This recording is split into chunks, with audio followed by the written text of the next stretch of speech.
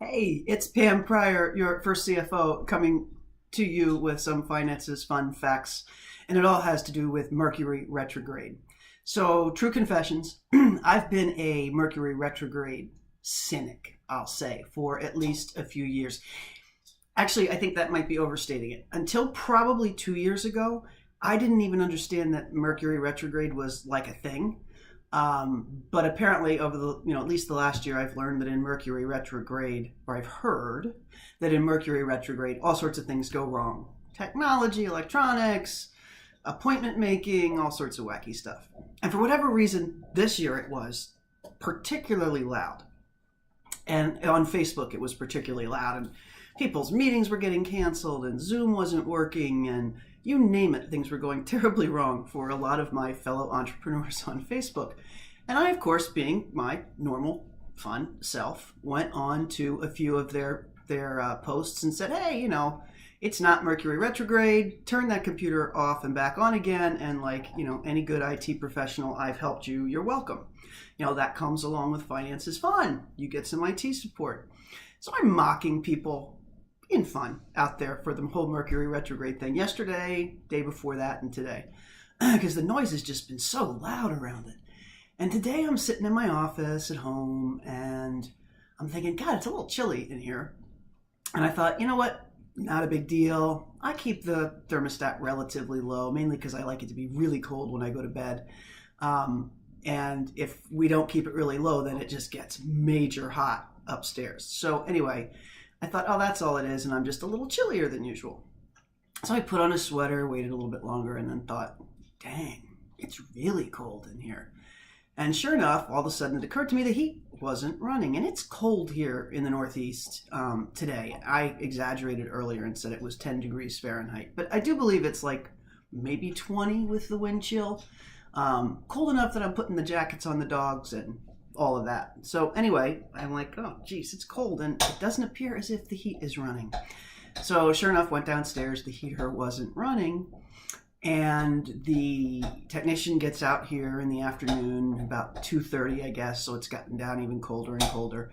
And he basically says, oh, yeah, your electronics are broken and there's not anything I can do about that. We can order the part, but it'll take a few days. And I must have had some sort of look on my face, incredulous, I'm guessing. Maybe I might have even cocked my head, I'm not sure. But he just kind of looked at me and I stared at him and didn't say anything. He said, well, I don't know what to tell you, ma'am. Your heat's not going to work. And I said, well, that's not an answer that's going to work. So we got to deal with this.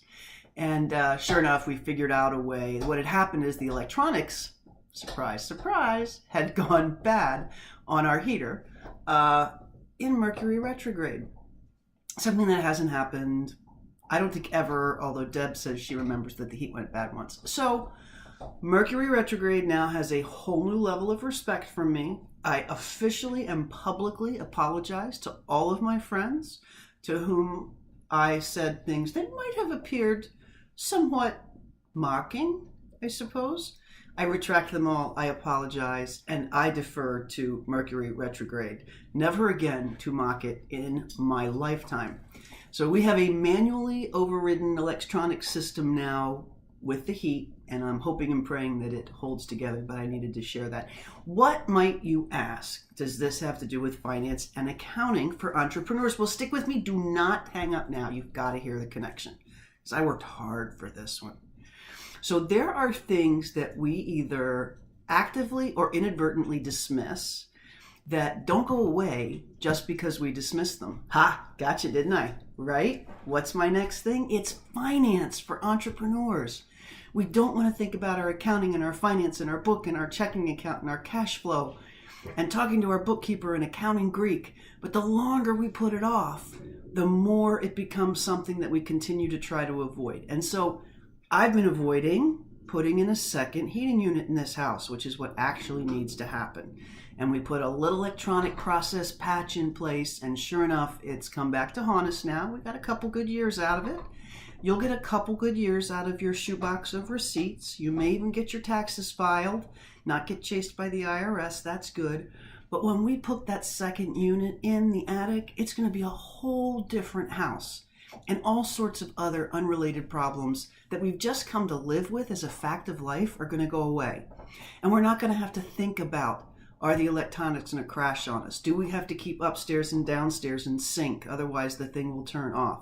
Is enough heat getting upstairs? Are all the rooms heated evenly upstairs? This is so similar to all the junk that clogs your mind as an entrepreneur if that finance piece of your business isn't taken care of. So just wanted to throw that tip out there. Don't avoid it. There are some really easy ways to get your hands around things that aren't awfully painful. Go check out my YouTube channel. See a couple of the videos here on Facebook. But don't sit there and let this thing haunt you until the heat breaks and you end up having absolutely no heat in 20-degree weather. We don't have to do that. Let's get it fixed for you. Let's get it fixed for me. I'll get a new heater. Y'all get yourselves a good finance manager. Call me if I can help. Take care. Bye-bye.